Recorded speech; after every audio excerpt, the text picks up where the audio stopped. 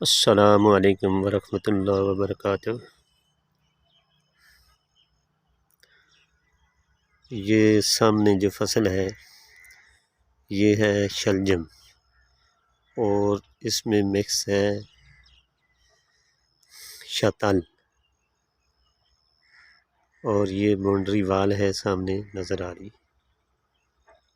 یہ Royal palm city کا boundary وال ہے، اور اس کے درمیان یہ جو فصل لگائی ہے یہ اس پنڈ والوں کی ہے، اور زمین رائل پام کمپنی کی ہے۔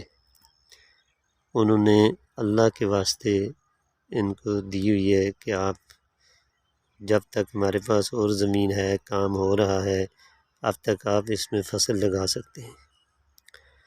جو لوگ حاجی صاحب کے ساتھ اچھا تعلقات رکھتے ہیں، حاجی صاحب کی بات مانتے ہیں، حاجی صاحب بھی ان لوگوں کی بات مانتے ہیں۔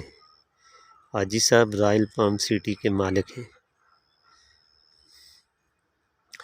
جو ان کی بات نہیں مانتے، حاجی صاحب بھی ان کی بات نہیں مانتے۔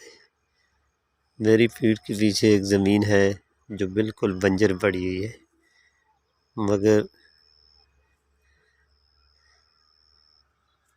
اس کے مالک جو سابقہ مالک تھے، جنہوں نے حاجی صاحب کے اوپر فروخت کر دی، وہ کہہ رہے تھے کہ ہمیں دو، لیکن ان کے کہنے کا انداز کچھ ٹھیک نہیں تھا، اس لیے حاجی صاحب نے انہیں نہیں دی۔ اور یہ جو بندہ جس نے یہ شتل اور شلجم بیجے ہوئے ہیں، اس کے تعلقات اچھے ہیں۔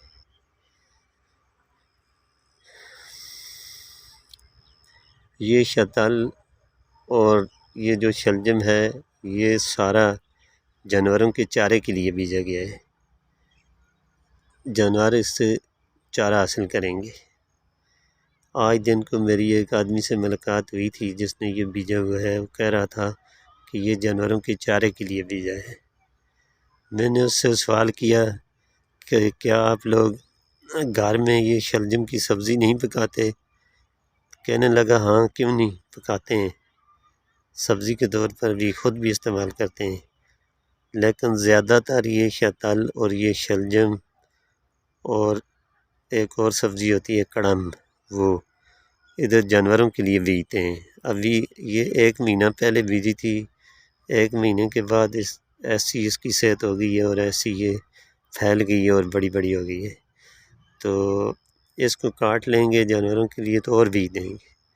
یہ نظام یہاں چلتا ہی رہے گا۔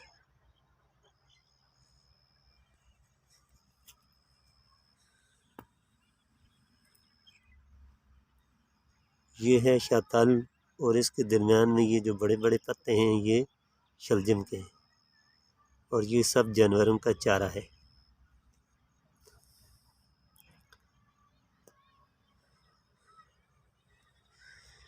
جو آدمی میری اس ویڈیو کو دیکھے وہ لائک، شیئر اور کمنٹ ضرور کرے، کنجوسی بالکل نہ کرے، اور اگر زیادہ ویڈیو نہیں دیکھ سکتا تو کم از کم 2 منٹ ضرور دیکھے اور لائک بھی کرے۔